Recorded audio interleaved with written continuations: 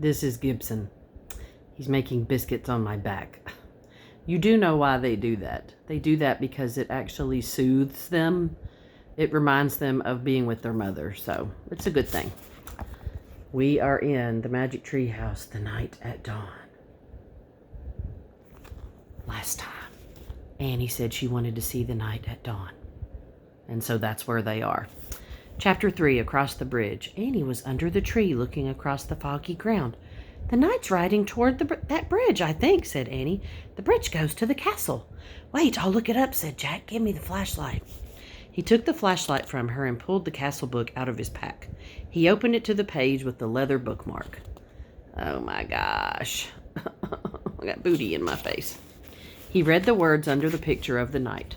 This is a knight arriving for a castle feast. Knights wore armor when they traveled long.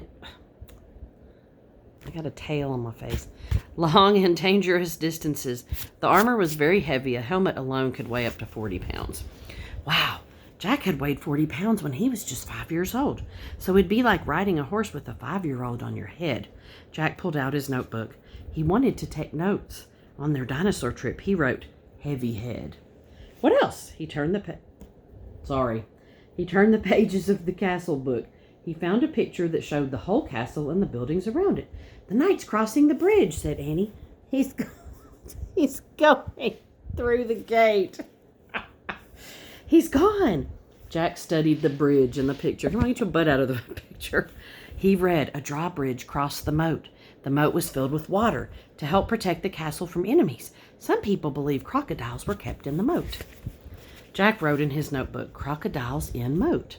Look, said Annie, peering through the mist. A windmill, right over there. Yeah, there's a windmill in here too, said Jack, pointing at the picture. Look at the real one, Jack, said Annie, not the one in the book. A piercing shriek split the air. Yikes, said Annie. It sounded like it came from that little house over there. She pointed through the fog. God, baby.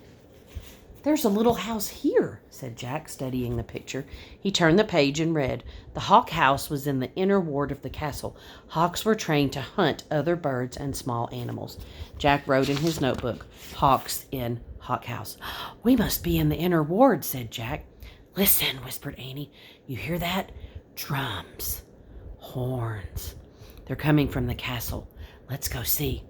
Wait, said Jack. He turned more pages of the book. I want to see what's really going on, Jack, not what's in the book, said Annie. But look at this, said Jack.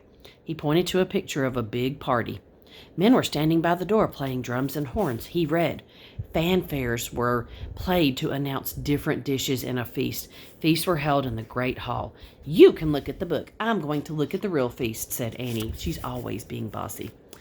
Wait, said Jack, studying the picture. It showed boys his age carrying trays of food. Whole pigs, pies, peacocks with all their feathers. Peacocks? Jack wrote, they eat peacocks? ? He held up the book to show Annie. Look, I think they eat... Where was she? Gone again. Jack looked through the fog. He heard the real drums and the real horns. He saw the real hawk house, the real windmill, the real moat. He saw Annie dashing across the real drawbridge. Then she vanished through the gate leading to the castle. Do you want to stay with me for another chapter? All right, tune in next time for Chapter 4, Into the Castle.